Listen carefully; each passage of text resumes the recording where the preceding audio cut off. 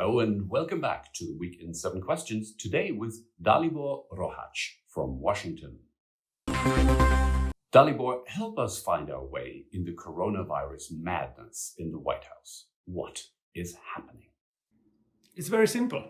Since the beginning of the pandemic, the president and his circle have been downplaying the virus. They were always very dismissive of basic precautionary measures, such as the use of masks or avoiding close contact indoors.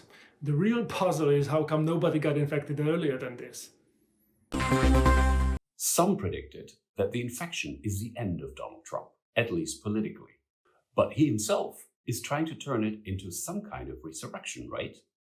We should remember that Norman Vincent Peale, Trump's family pastor, was the author of the 1952 bestseller, The Power of Positive Thinking. The president is determined to will the virus and his own political woes away. Unfortunately, I don't think this will work. The polls now show Biden solidly ahead. But the polls were wrong in 2016. Actually, the polls were not that much off in 2016.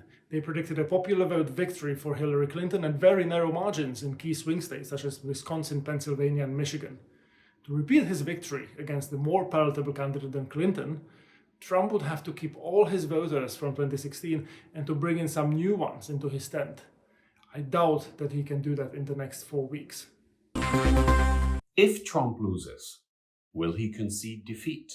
We ought to expect a wave of lawsuits concerning voter fraud and postal ballots, which are indeed fraught with difficulties. But how consequential Trump's efforts will be will depend on the margin of his defeat, if he indeed loses. If he's defeated by a landslide, I don't expect that his complaints will gain much traction, nor that the Republican Party will necessarily come to his defense. How powerful will the radical left of the Democrats be if Biden and Harris win?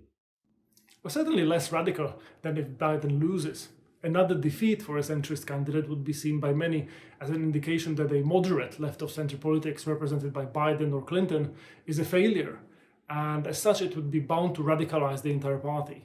On the other hand, woke activism and performative leftist politics is really not of much use if your job is to govern and to legislate.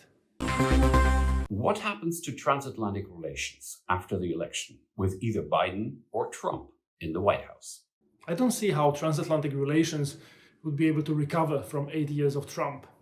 But even with Biden, there'll be no going back to the good old days. But there might be opportunities to reshape the partnership constructively in the light of new shared challenges, most notably responding to the rise and the growing assertiveness of China.